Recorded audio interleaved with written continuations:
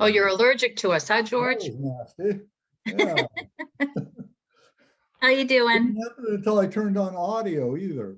I know, you're allergic to us. Something like that. Okay, almost time to go. Hi, guys.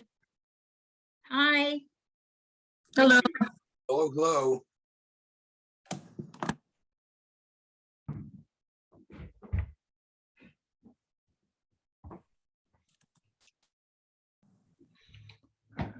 Evening, George. Hi, Jay. How you doing? Not too bad. Good. A little warmer.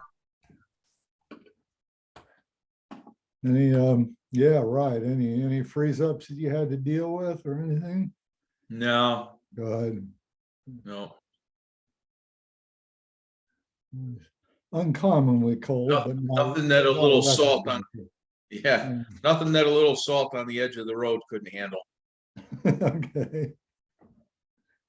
Yeah. You about ready, George? Beg pardon? Are you about ready? Yeah, right. It is now. Well, I'm just waiting for it to hit 7 o'clock on my computer Very good. and give everybody a chance to show up.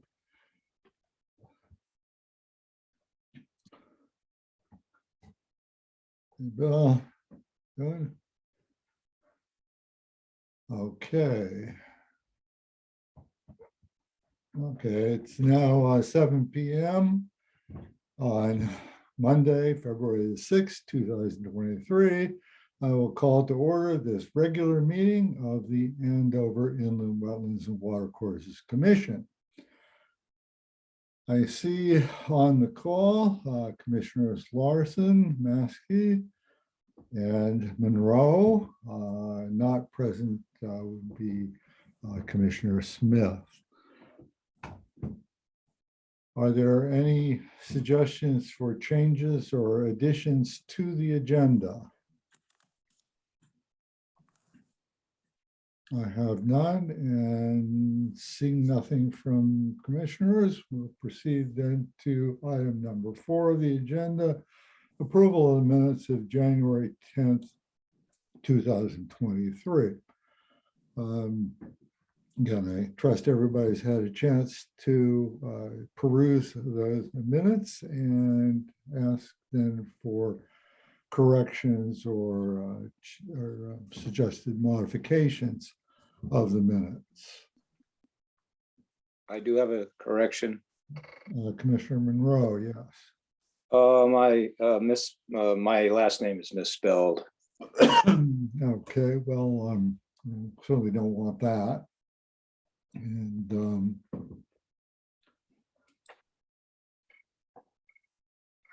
I'll take care of that for you. Yeah, it's with a U, M-U. Everybody, it's common. Okay. Okay. Okay, anything else? Commissioner Larson, I'm all set. Commissioner Maskey. Looks good. Okay, I had a couple of comments, mostly really not to the substance, but to the grammar and expression. And let's see, let me pull this up. When we get down to well, first of all, item number 1, the minutes state that I called to order a public hearing. Actually, it was a meeting. Okay, so I'll make that distinction, correction. And then when we get into item number 9A, it's a little muddled. And I think we want to say, I'm going to suggest some corrections, which I will forward to the clerk for purpose of clarity, but let me mention them in this context. In the sentence number 2, I would say rather than apply for, rather than receive, I would say apply for, since application is really the burden on public works in terms of when we're talking about streamlining the process. In sentence number 3, it's kind of muddled. I would suggest rephrasing it. The board discussed several ideas and commissioners are open to how other towns are managing the same issue. Agent Wagner presented examples from Mansfield and Ledyard, and we'll look for further information. And the board will continue the conversation with Jay Tuttle and Joe Wagner at future meetings. Again, something along those lines to improve the grammar and syntax. And as they say, I will submit, I'll send an email and make it easier to get that stuff into the corrections. Oh, and on item number 9B, I thought we should mention the amount that we requested for our budget. So the sentence could read, the board reviewed a budget request of $1,965 for FY 23-24 per estimates provided by Town Administrator Eric Anderson. And following that, we approved that request.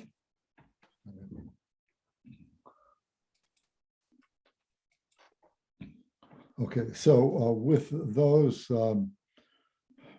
editorial corrections, modifications, I'll ask for a motion to approve the minutes. I'll make a motion to approve the minutes as amended. Okay, and a second. I'll second the amendment. Okay, second by Commissioner Maskey. Okay, again, I guess we'll have to do this by roll call. Commissioner Larson, Aye. Commissioner Maskey, Aye. Commissioner Monroe, Aye. and I also vote aye, so the motion carries 4-0-0.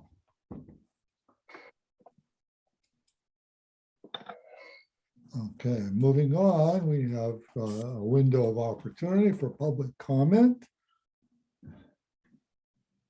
But since there are no issues for comment on the agenda, we can, I think, move then to, well, first of all, there's no old business that I'm aware of.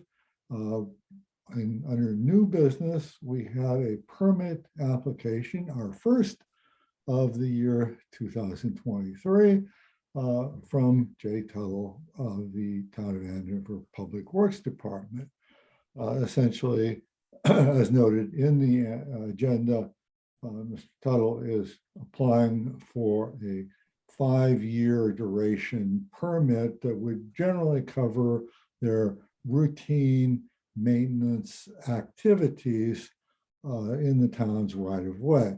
Since some of those are adjacent to or in wetlands, they are subject to the commission's purview, and we have in the past year or so reviewed 2 or 3 applications from DPW, some of which might be routine, some of which might be not so routine.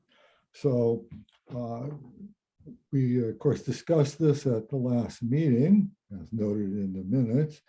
And so I'll just ask, first off, Mr. Tuttle to address the application and what kinds of things he's looking to do and how that has progressed, I should say, from our discussion. So take it away. All right, thanks, George.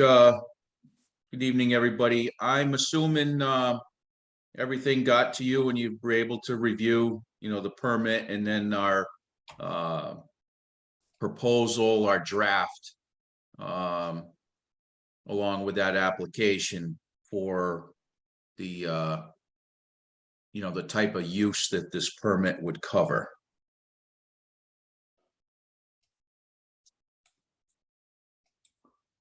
Indeed, The nature, distributed. So, I mean, do you want me to go over that, the purpose of? If you want to just give a quick review of Okay, so what you're looking to do here. all right. So the purpose of the application, we'd like to cover all routine drainage maintenance activities by our department. And, just a summary of that includes routine maintenance that we perform throughout the town on existing water courses, drainage pipes, inlets and outlets, brush and sediment removal, detention basin repairs or replacement, and general roadway repairs. And kind of an explanation of the activity is to cover routine maintenance on our drainage systems. These activities, we're not looking to change the purpose and or flow characteristics of the original intended use, and would restore the affected drainage system to its original condition. Some of our typical maintenance activities that would be covered under the permit: brush removal in swales, ditches, and water courses in and around drainage culverts where normal flow has been obstructed by overgrown vegetation; sediment removal in swales, ditches, and water courses in and around drainage culverts where normal flow has been obstructed by eroded upland soils; stabilization of slopes, embankments, inlets, and outlets where soil or stone has eroded near the drainage system; tree removal within the water course in and around structures where it's determined that the trees and its root systems may have a negative impact that may create a hazard to said structure. Consultation with the tree warden will take place prior to any removals. We'd have to, if there's major tree removals, we'll tag them, identify them.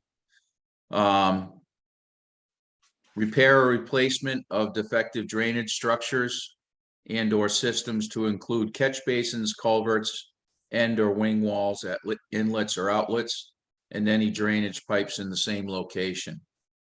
If any activity takes place within a roadway, the disturbed roadway would be repaired and repaved. And prior to any activities, we'd notify the wetlands agent, give them a heads up. Hey, we're planning on doing some work on such and such a location and such time. And, try not to have things that they're a surprise. If things come up where we're looking to make improvements to a system, well, yeah, that's where we got to come to you and seek individual applications for that. If we're changing something to those areas.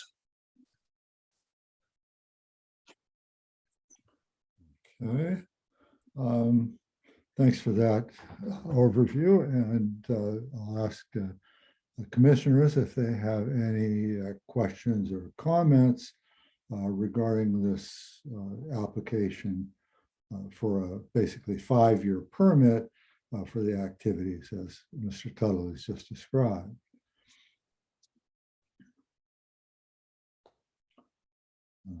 Commissioner Larson.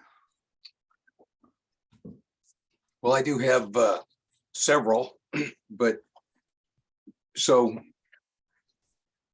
I guess my bottom line would be, I think the last, bullet under the typical maintenance things, repair or replacement of defective drainage structures, all that stuff.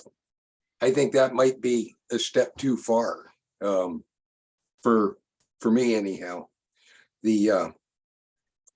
But going back, Jay, would you expect to be briefing the wetlands agent on, brush removal and, these first couple of bullets in there where it sounds like pretty routine maintenance? And I don't know that, that's not what you guys are doing every week. And I don't know that that would be something that you would go over to brief Joe on before you get started in that. That'd be just something you go off and do, isn't it? Yeah, well, sometimes, for instance, a couple weeks ago, prior to this little cold snap, we were scraping the edges of the road, removing leaves and whatnot.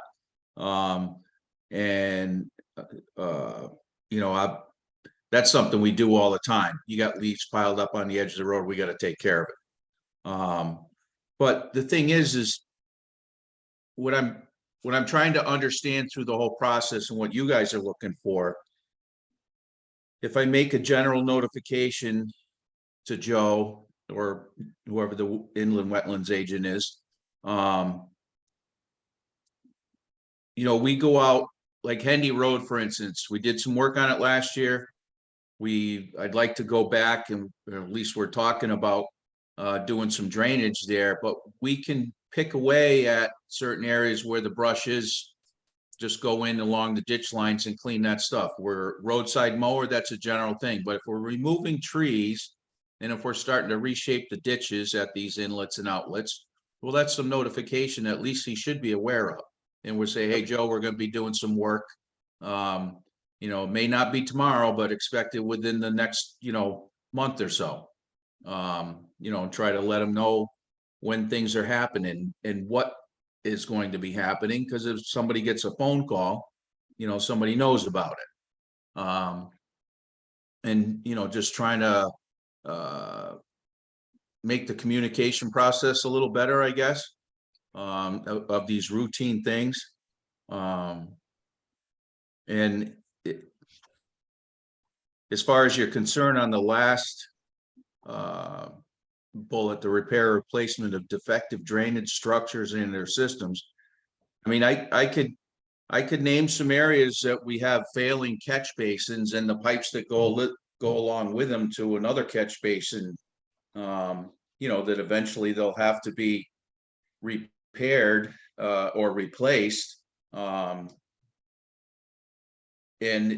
is that routine maintenance? Would that be covered under this, or is that become a special application process? I mean, I see existing drainage that, for my intents and purposes, I see it as stuff that infrastructure, if it's failed, it needs to be replaced. You're improving it with a better material, but you're not changing the system. You're replacing the system that's already existing. So that's kind of what. Go ahead. I agree with, I agree with everything you said, Jay, but I'll go back to the start. I think we need to have defined, there are things that you can do without talking to Joe. There are some things you can do after you talk to Joe, and then Joe's going to brief us at the next meeting, at least that's what he said. And then there's some things that need the commission's approval on. And then there are some things that need a public hearing. And then there are some things that need the Army Corps of Engineers review. And I'm not smart enough to know what the wicket is for that Army Corps of Engineers review. But I remember once upon a time, and I think it's because we were doing a temporary repair to Hutchinson Road, the culverts out there that we're going to do something on. And when I was talking to Eric about that, you know, he talked about before we would actually do the culvert replacement, that would take an Army Corps of Engineers review on the project, because it's got so much water flowing through the culverts all the time, and the actions we would take. And so I'm trying to, if we were to say that we could go replace the culverts on Hutchinson Road without getting the commission involved, but we would need the Army Corps of Engineers to come in and provide oversight to it. I don't think that's right. I think we have an obligation to provide our oversight before we get the Army Corps of Engineers in to take a vote on it. Never had one of those things that we needed that degree of oversight, but that's what I was looking at. Yeah, well, so, you know, to that, I completely understand. You know, it's you know, there's structures that have already been in place that were approved, and if you're replacing it in like kind, you know, a pipe in the ground. Now, I'm getting away from myself here a little bit. We're talking about Hutchinson Road, it's another animal, because your water comes from different locations. It's not drainage that follows along the roadway. You know, just for instance, Old Farms Road. I can go down that road and look at every basin, and every basin needs some work or replacement.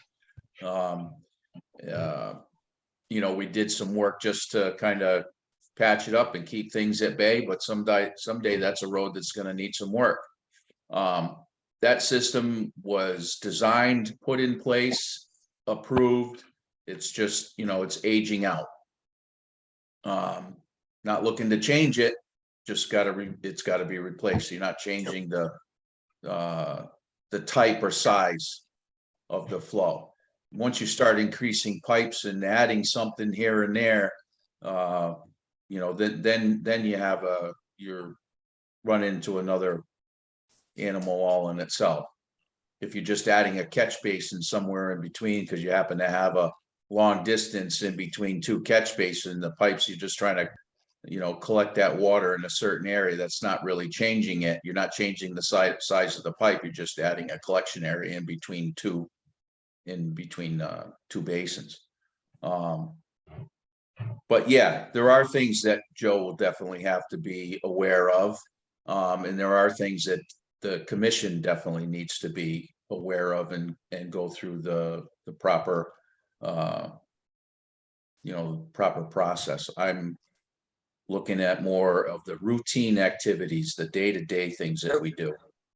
I know you are. And That's the purpose of this. Could I add something, if you don't mind? Go I ahead, was just Region Wagner. Looking at that last bullet point, it says repair or replacement of defective drainage structures in our system. So that's different.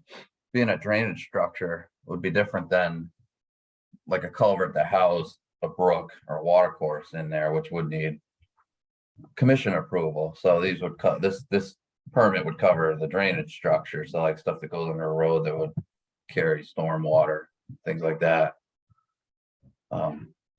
well, that bullet does say to include catch basins, culverts, end of wing walls at inlets and outlets, and any drainage pipes in the same location. And so that was, you know, my concern. There's some pretty big culverts, and we've had essentially, you know, one permit a year over the last 3 years, if you would, that you know, we've discussed a public works item. And I don't think that has overtaxed the Inland Wetlands Commission in dealing with those. And in fact, you know, I felt that it's been beneficial to my knowledge and understanding of wetlands things, having gone through the permitting process. Now that's putting, you know, that's not in Jay's job description to train the Inland Wetlands Commission up on how things go. But I do think that we would be able to provide a different perspective than what Jay's you know, working at. It might be able to add value to the discussion when we're coming up with a plan. Another one, you know, that I'm very aware of as I walk around the lake every day is the Bazzola Road culvert or whatever, where the wing wall is, you know, falling apart over there. And I don't see our role as deciding whether or not we can do the job. You know, if the road is collapsing, we have to fix it. Hopefully we're adding value to how to do it in the most environmentally conscious way. And so that's my thought on that. I don't know if Jay feels we have overtaxed the Public Works Department by coming once a year, but I thought the opportunities we've had to interact on those things was beneficial. I think, you know, the public hearing we had on the Shoddy Mill thing, although the pertinent comments weren't to what we had done last year, but for a future plan, you know, I thought the input we got from the public was very valuable there too. And I think that probably would come into, you know, requiring a commission permit. But I just think that that bullet, the last one there, the way it's worded, probably precludes the commission from having a say in those things that we might need to have a say in. What if we limited it to up to 24-inch culvert, 20-inch, 24-inch pipes, culverts that end end or wing walls. That's small.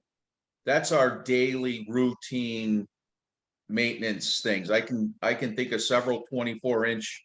Well, there's a couple on Hendy that need to be done. There's some CMP, old metal pipe that needs to be replaced, culvert going across the road, and there is no more wing wall or the head wall is starting to fall over because the road has been widened so many times over the years and traffic just keeps pushing the wall.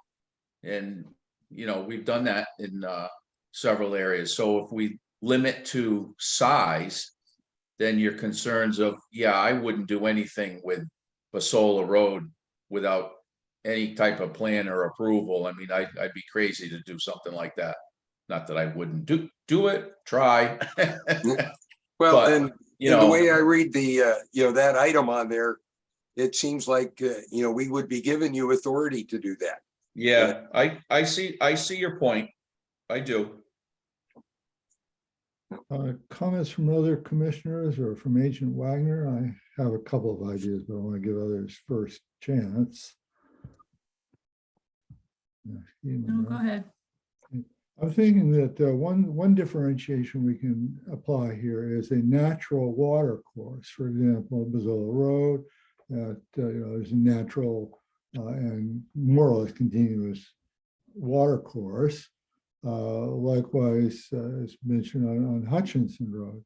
As I recall too, when we looked at the application, and there was no specific application for that, but we were talking with Eric Anderson on the Hutchinson Road situation, and Judd, I think that's where the comment about the Army Corps coming in.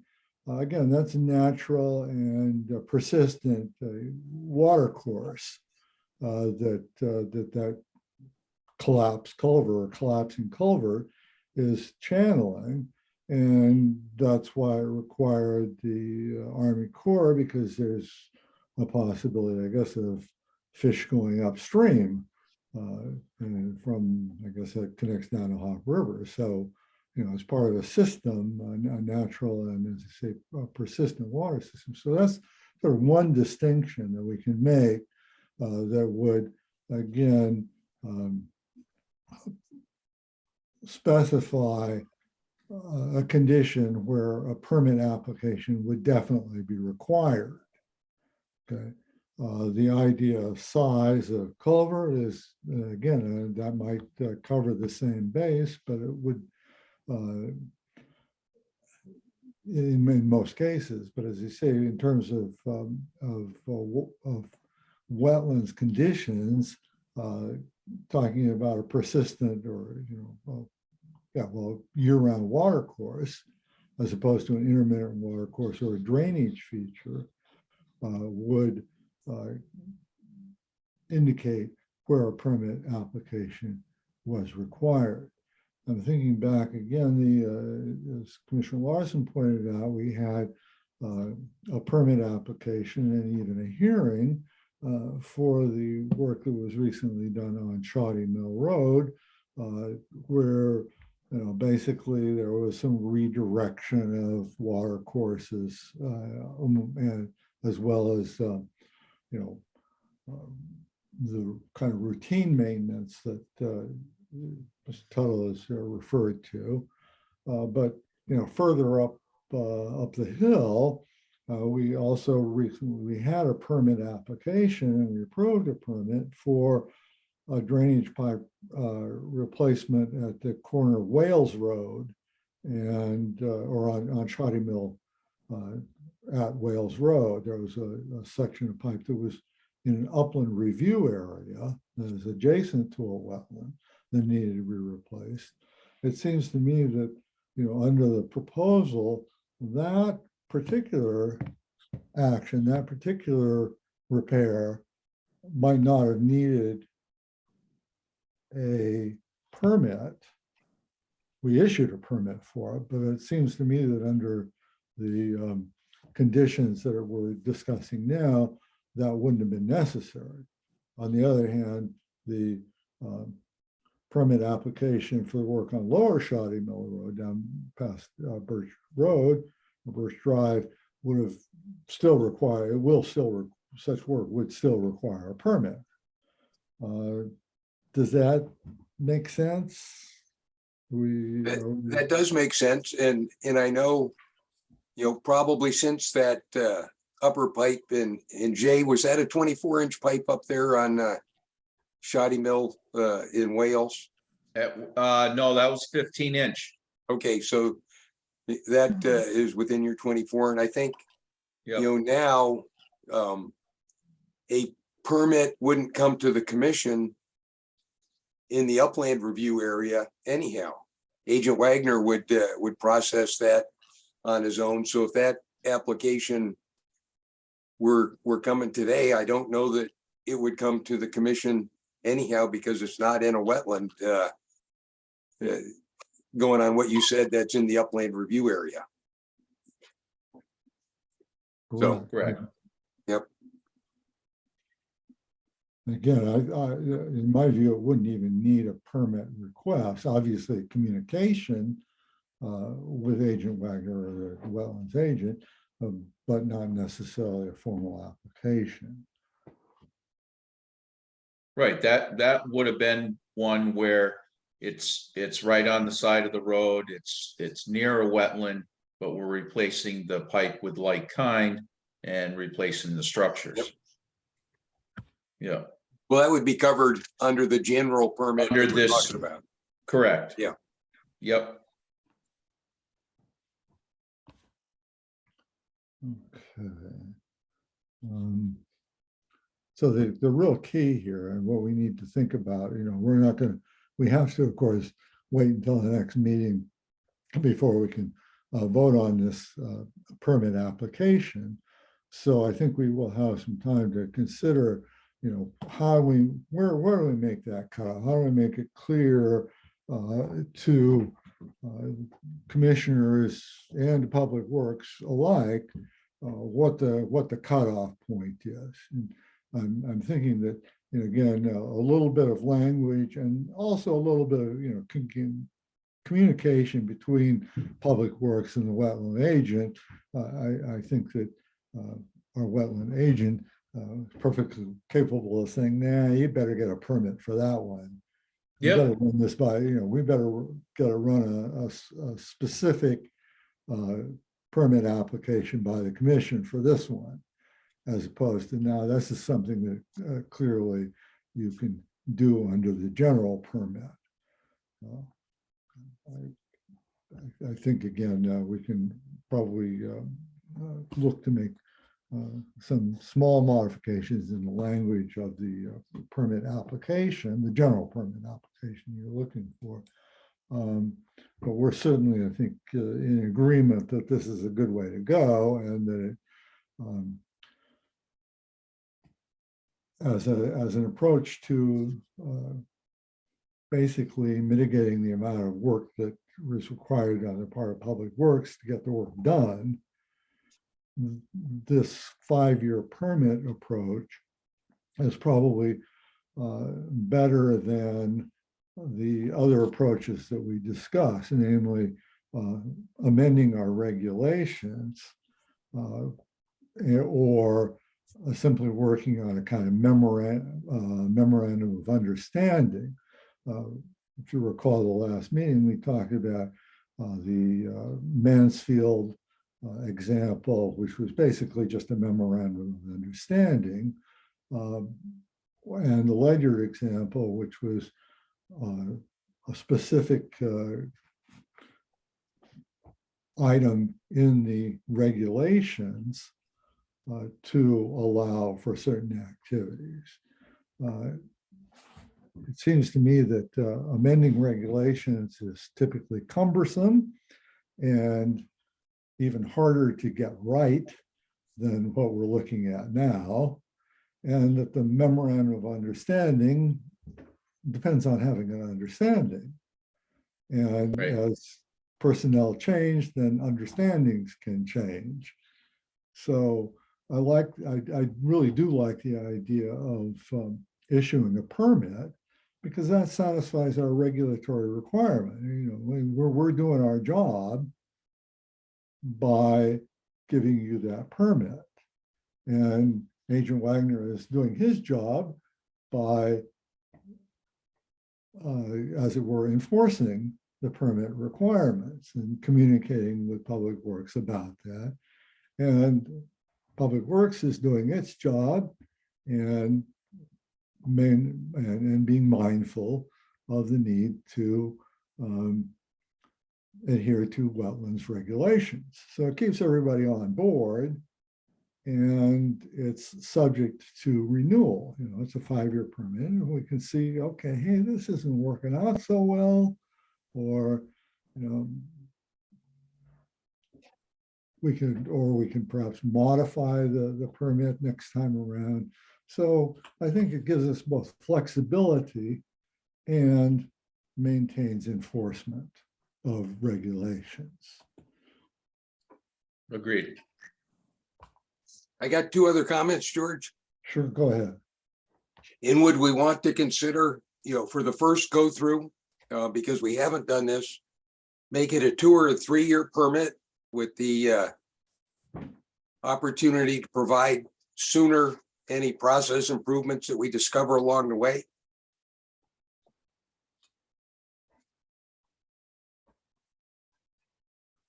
Five years is a long time when this is the first shot at something.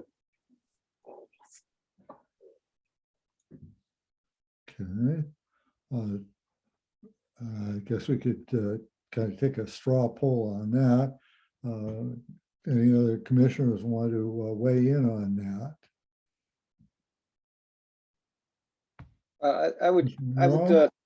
I think, yeah, this is Bill Monroe. I think that Jed has a good point there. I mean, if it's being the first of a first of 5 years is kind of a long time, especially if it's not working out, but we could modify it anyway, couldn't we? Or once you have the permit, that's it. That's the Well, end. unless there's some gross violation, Yeah, we wouldn't be looking to rescind a permit. okay. Okay. And my last comment would be in the agenda for tonight. It talks about specifying that this is all work that would be done in the town right away. And I didn't see that in the draft permit.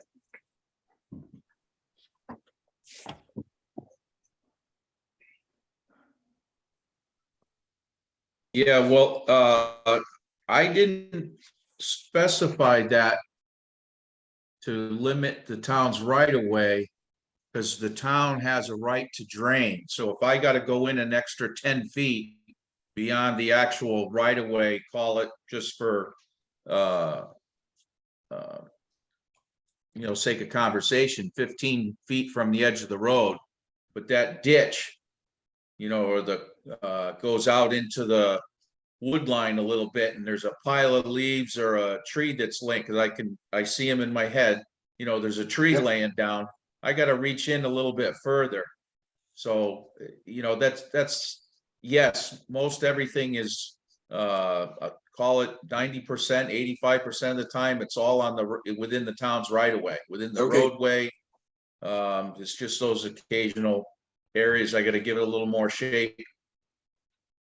Understand, especially if there's question the inconsistency there. Yeah, especially when there's sediment buildup. If there's so much sediment that's been going on to somebody's property, I'd like to take that back out of there, and clean it up. Part of restoration. And again, if it's a spot where it's questionable, or I'm doing a little bit more than I should have, I gotta make a phone call. I'm gonna call Joe or notify you guys, and it's kind of there's a there is a fine line. It's just hard to define that. And it is. I hate to say common sense applies, and I understand that sometimes common sense goes out the window, but I try not to do that. I know you do. The thing, I just like, wanted to provide the draft permit, just so you guys could see, because it's slightly different, you know, having a general permit that covers all these activities is kind of different than the normal stuff that we do. So I thought I would write this permit so you guys could review it and make sure, because this would be like what, you know, the finished product. So put it on paper and you guys can, you know, if you want to change the wording or anything. But we could kind of get a feel for how it's going to look when it was done. That's just why I put it on there. Yep.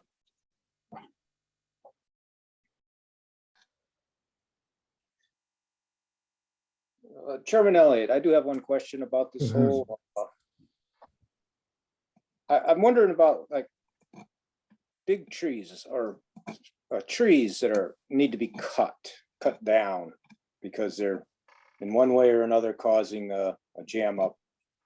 How does this fit into what you're trying to do right here, trying to streamline this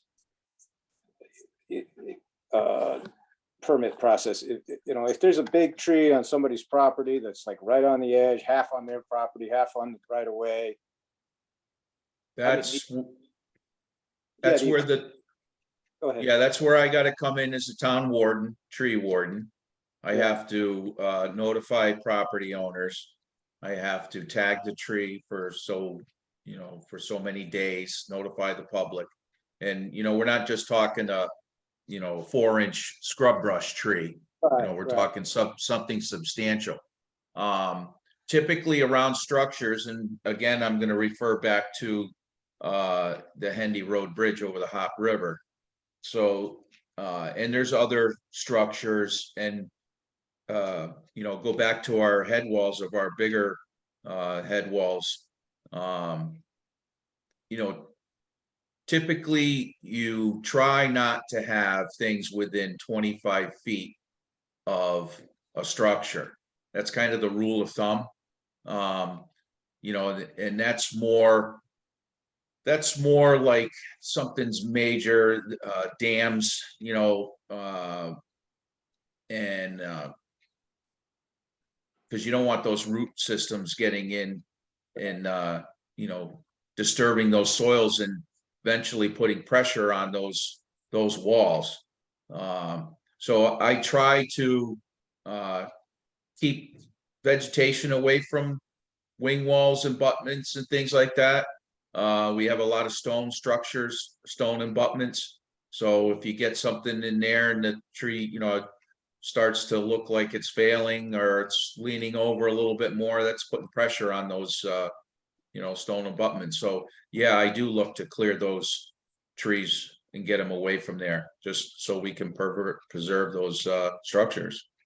But again, I have to notify property owners, and you know, that's mandated. That's state statute.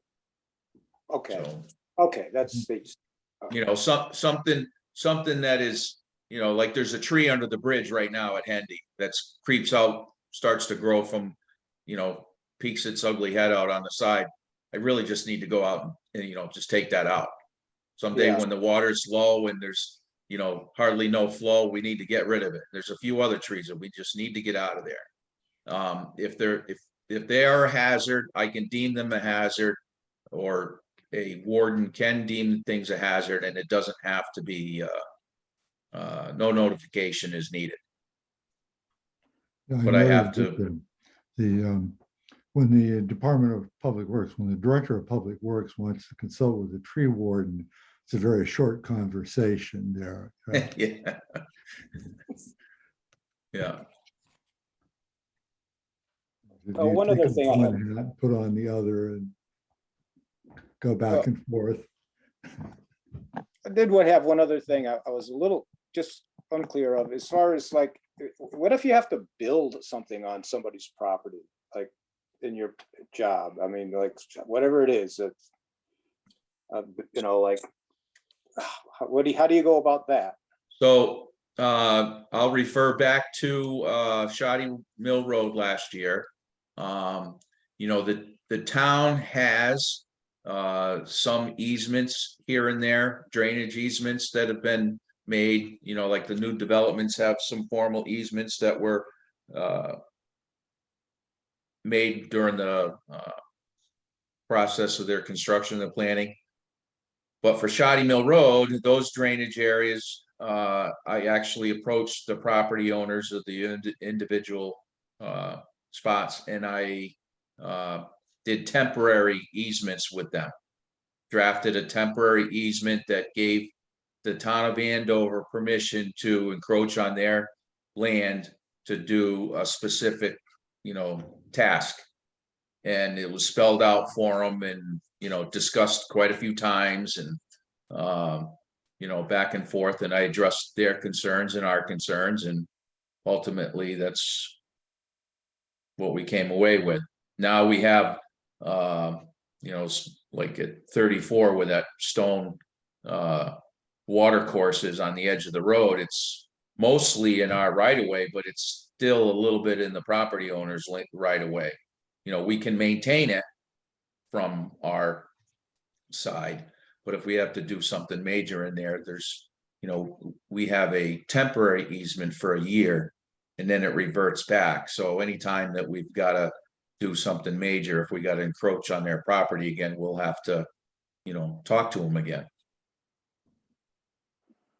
So there's some limitations that I can do, in the way of temporary easements. If we're doing formal easements, something that's going to be on record permanently, then we got to, seek town attorney and, just get some private, the proper wording and everything. Everybody's all on board. Okay. So it's like if you have something on your property, I need to get onto your land, run my piece of equipment or our piece of equipment over there. I draft a temporary easement permission, and I've got to go and do what I got to do and repair everything on my way out. As good, if not better than before. That's what I try to do, Oh, okay. if that makes sense. Yes. Okay, so do we have any further comments? Mr. Larson, did you get the end of your list? I think I got enough. Okay, Commissioner Maskey, I'm good. okay, Commissioner Monroe, Good. okay. Then, okay, well, so we'll take under advisement. I think that, again, some communication between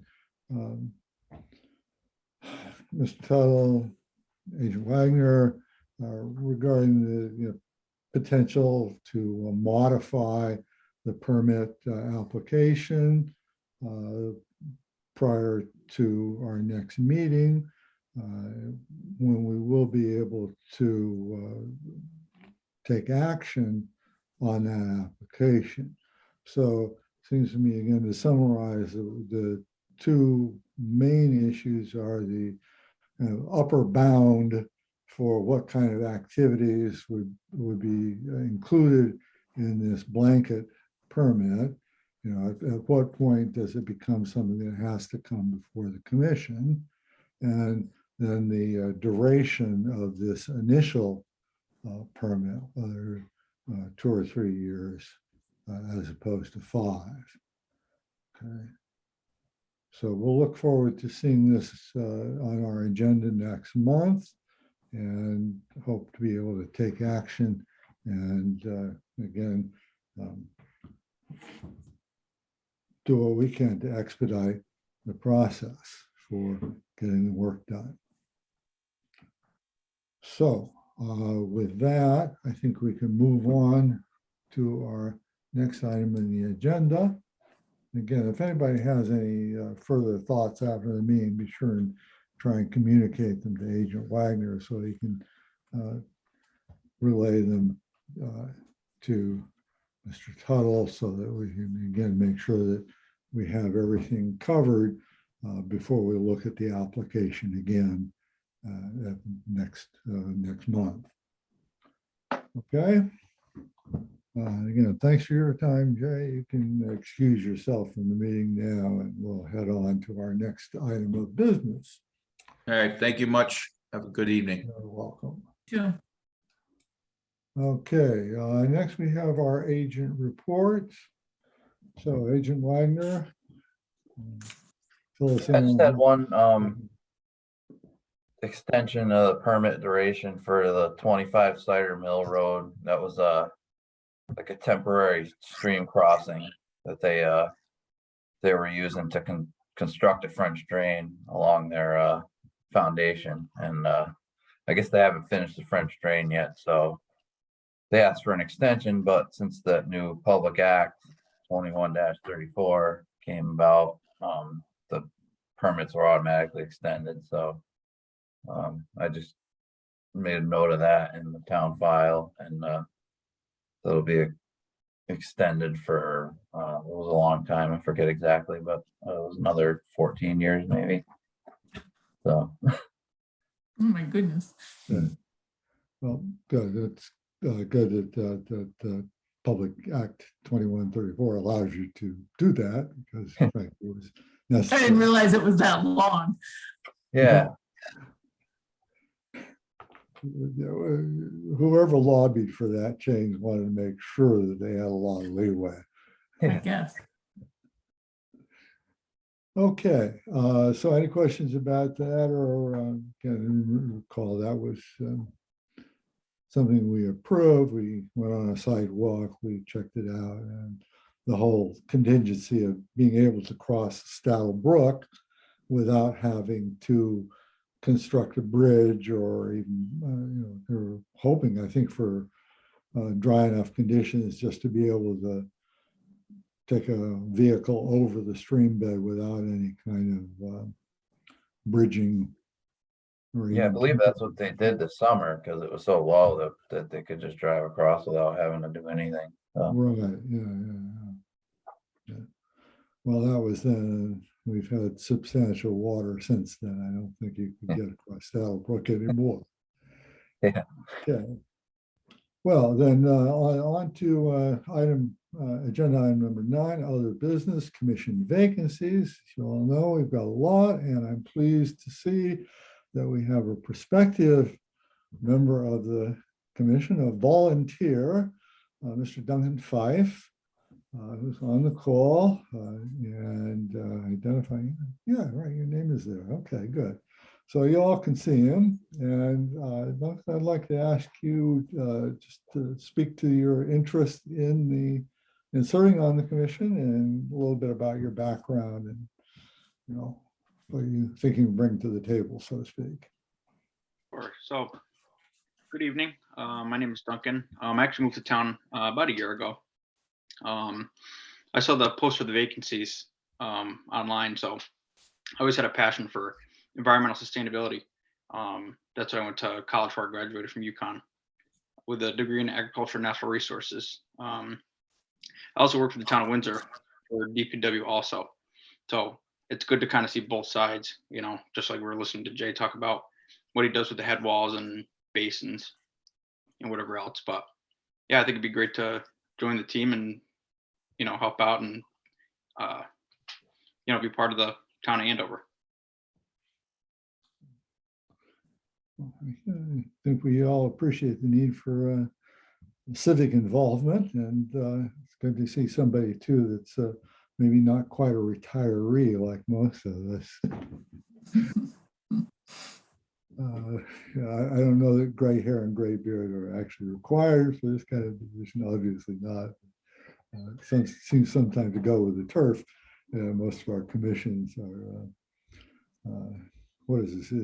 Some kind of a gerontocracy, perhaps, in terms of town governments. So, okay, well, we'll take it then that we heard your expression of interest and background. So, I think we would be in a position to recommend your appointment to the Board of Selectmen. I think that, Duncan, Agent Wagner gave you the drill on what the bylaws and the charter specify, namely that we serve 2-year terms. You would be appointed for a partial term that would end in June, at the end of June, but appointment is pretty much automatic. Reappointment is automatic unless you say, I don't want to do it anymore. You will be reappointed ad infinitum. Under the charter, we can fill an interim vacancy on our own recognizance.